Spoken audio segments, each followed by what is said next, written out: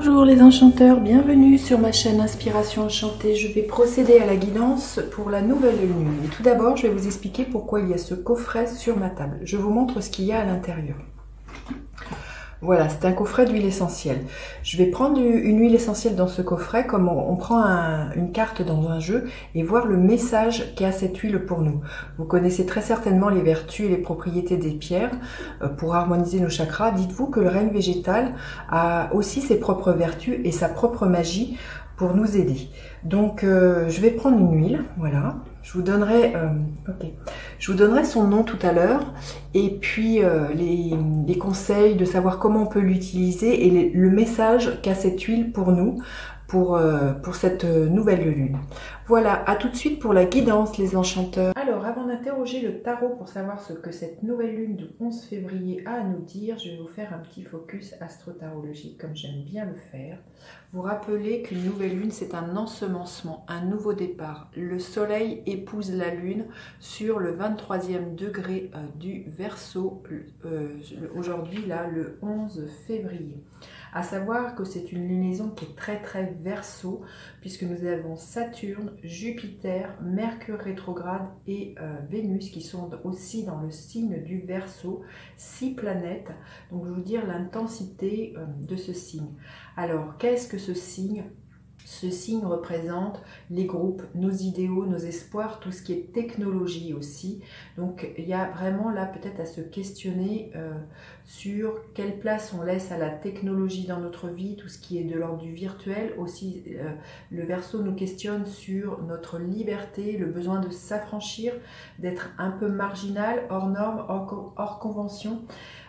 Et puis sa place au sein d'un groupe, il y a vraiment toutes ces énergies avec l'énergie du Verseau.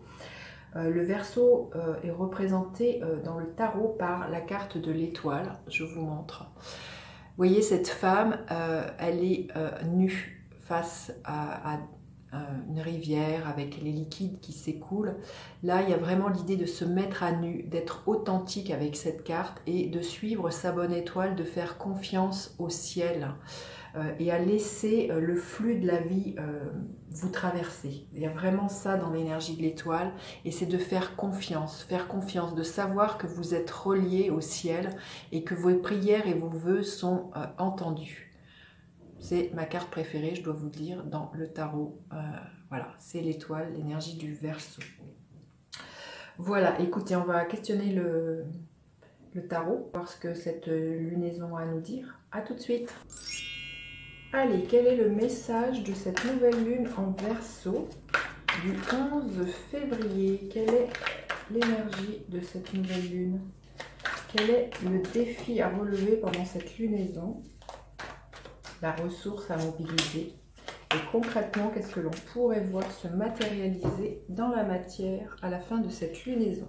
Alors, l'énergie de cette nouvelle lune est le 3 de bâton. L'idée de s'ouvrir à de nouveaux horizons, de se dire pourquoi pas un déménagement, pourquoi pas un voyage à l'étranger, mais c'est de se dire que tout est possible, que l'on peut aller voir dans d'autres contrées ce qui s'y passe et c'est peut-être des possibles auxquels on n'imaginait pas. Il y a vraiment l'idée de se projeter hein, vraiment et de commencer vraiment à poser peut-être des actions qui nous rapprocheraient de nos rêves, de nos projets, des choses que l'on a envie d'entreprendre. Voyez, et puis c'est vraiment peut-être aussi de faire confiance à cette bonne étoile, de se dire que l'on est guidé et se dire aussi qu'il suffit de poser les intentions et les prières en ce sens pour que les choses s'ouvrent et qu'on puisse vraiment envisager de nouvelles perspectives. Le défi de cette nouvelle lune, le pendu. Le pendu, il nous demande de lâcher prise. Là, on n'aurait peut-être pas envie de lâcher prise, on voudrait peut-être avoir envie de tout contrôler. Là, le pendu aussi nous dit de voir les choses différemment. Peut-être qu'on aura une ligne directive et on serait borné, têtu, en se disant c'est par là que je veux aller. Et on serait peut-être un peu en mode rebelle, hein, qui est vraiment l'énergie du Verseau. Et là, le pendu nous invite vraiment à voir la situation d'une autre manière et aussi si les choses sont bloquées, dites-vous que ça a sa raison d'être. Et il y a là l'idée de ne pas forcer. Le plan divin, c'est mieux que nous, comment les choses doivent se dérouler. Et là, voilà, il y a une énergie de feu avec les 3 de bâton. On a envie d'y aller, il y a un renouveau qui est là. Vous voyez, il y a vraiment quelque chose comme ça qui bouillonne, surtout avec cette énergie, ces 6 planètes en Verseau qui vraiment... il y a sans doute un vent de liberté qui bouillonne à l'intérieur de nous, qui nous donne envie de s'affranchir d'un tas de choses. Et là, le pendu nous dit, peut-être, arrête-toi un moment. Regarde, et puis si c'est bloqué, ça a sa raison d'être. Alors, quelles sont les ressources à mobiliser? L'énergie de la tempérance, c'est d'équilibrer les choses justement. Vous voyez, c'est de coupe. Il y a équilibré entre ses intuitions, le fait d'être guidé comme par l'étoile et de passer à l'action. Il y a vraiment à équilibrer le yin et le yang avec cette carte-là. Et à communiquer. Alors communiquer justement avec les plans célestes, posez vos intentions, dites des prières. Vous voyez, il y a vraiment quelque chose comme ça.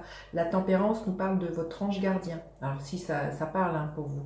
Donc là, il y a vraiment à demander à vos guides, à vos anges gardiens, à votre ange gardien, les prières, les intentions de ce que vous avez envie de mettre en place et d'écouter, de savoir écouter. C'est pour ça que le pendule vous dit de revenir à vous, de vous poser un instant, de voir différemment. Si les choses ne se passent pas, c'est peut-être pas, il faut peut-être juste que vous changiez un petit peu vos projets. Il y a vraiment là l'idée de s'en remettre à plus grand que soi pour moi avec ces cartes, avec cette étoile. Concrètement, qu'est-ce que l'on pourrait voir se matérialiser? Magnifique, hein, le 6 de denier qui est la carte du donner-recevoir. J'ai envie de vous dire, vous allez demander et vous allez recevoir en fonction des actions que vous posez, de ce que vous savez équilibrer à l'intérieur de vous entre le yin, le yang, entre vos intuitions et passer à l'action.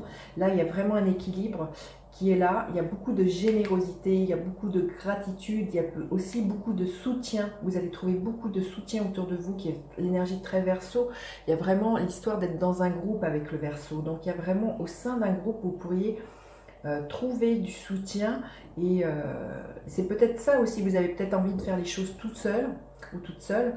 Et là, peut-être c'est que vous allez vous rendre compte que c'est en demandant aux autres, en demandant du soutien que il y a quelque chose qui s'équilibre, hein. Parce que vous voyez, là, ça nous parle vraiment d'équilibre. La tempérance nous parle d'équilibre, de sérénité, de stabilité.